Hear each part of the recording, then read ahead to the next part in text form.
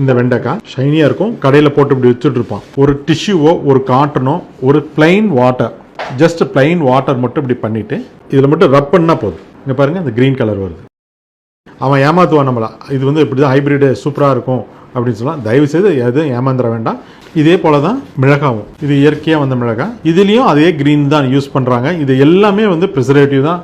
இதுக்கும் அதே டெஸ்ட்டு தான். ஒரு சும்மா ரெண்டு தடவை அப்படி தேய்ச்சிங்கன்னா போதும். பாருங்கள், இந்த பட்டாணி தான் நாங்கள் நேற்று எடுத்தோம்.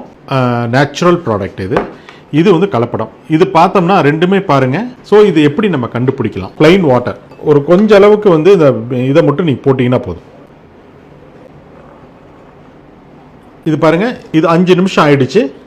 எவ்வளோ கலர்ஸ் வந்து உங்களுக்கு பாருங்கள், க்ரீன் கலரில் அப்படியே தனியாக வந்துடுச்சு. நார்மல் பாருங்கள், கிளியராக இருக்குது. இது வந்து கம்ப்ளீட்டடாக அடல்ட்ரேட்டட். ஓகே, இது சிம்பிள் ப்ராசஸ் ஒன்று. இது ஒன்று. இதுதான் அந்த கலர் பொடி. இந்த மாதிரி லூஸில் விற்பாங்க இந்த மாதிரி கடையில். இதுதான் அவங்க வந்து பண்ணுறது. இது பார்த்தீங்கன்னா பார்க்கறதுக்கு ப்ரௌன் கலராக இருக்கும். தண்ணியில் போட்ட உடனே அது அப்படியே உங்களுக்கு பார்த்தீங்கன்னா அப்படியே க்ரீனிஷ் கலரில் வந்துடும். இது பாருங்கள், லைட்டாக போடுறேன்.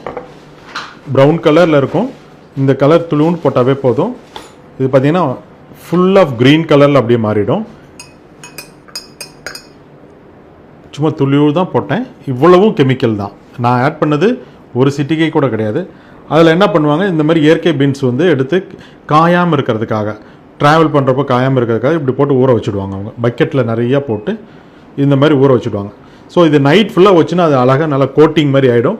ஸோ பீன்ஸ் வந்து சீக்கிரமாக காஞ்சி போகாது. ஸோ இப்போ கடையில் கொண்டு போய் கொடுத்தாங்கன்னா அவங்க சாயந்தரம் மட்டும் கூட அவங்க வச்சுருப்பாங்க. அவங்க சாயந்தரம் வச்சுக்க மட்டும் இந்த பீன்ஸ் பார்த்தா ஃப்ரெஷ்ஷாக இருக்கிற மாதிரி இருக்கும். பிகாஸ் ஆஃப் இந்த கலர் ஆட் பண்ணனால.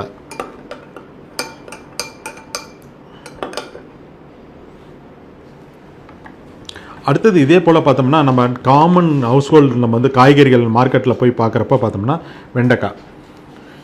இப்போ பாருங்கள், இந்த வெண்டைக்காய் இதில் இதுமாரி தான் பார்த்தீங்கன்னா நல்லா ஷைனியாக இருக்கும். நல்லா ஷைனியாக இருக்கும். கடையில் போட்டு இப்படி விற்றுட்ருப்பான். இப்படி விற்றுக்கிட்டு இருக்கிறப்போ பார்த்தீங்கன்னா இதுவும் வெண்டைக்காய் தான். இது காமனாக நம்ம கடையில் நம்ம வாங்கக்கூடியது. பார்த்தீங்கன்னா ரெண்டுக்குமே டிஃப்ரெண்ட். பார்த்தீங்கன்னா இது காஞ்ச மாதிரி இருக்கும், ஒரு மாதிரி மங்கலாம் இருக்கிற மாதிரி. ஸோ நம்ம என்ன பண்ணுவாங்க, நம்ம மக்கள் இது வேண்டாம், இது கிடையாது. இது பார்த்தீங்கன்னா ஃப்ரெஷ்ஷாக இருக்கும். இது ஃப்ரெஷ்ஷாக இருக்கும். அப்படி பார்க்குறப்போ இதில் அதே க்ரீன் தான் இதில் வந்து பண்ணியிருக்காங்க. அதே க்ரீன் தான். சரி, இது எப்படி சார் பண்ணுறது? நம்ம மக்கள் என்ன பண்ணுவாங்க, இதை மட்டும் தான் உடச்சி பார்த்துட்டு சின்னதாக இருக்குது, நல்லா இப்போ இலசு முத்துனது இல்லை அப்படின்னு சொல்லி விட்டுடுவாங்க. பட் வந்து ஒரிஜினலாக பார்த்தோம்னா இது பளபளப்பாக இருக்கும், பார்க்குறதுக்கு ஃப்ரெஷ்ஷாக இருக்கிற மாதிரி இருக்கும். வேறு ஒன்றுமே பண்ண வேண்டாம். இந்த இது எடுத்துக்கோங்க.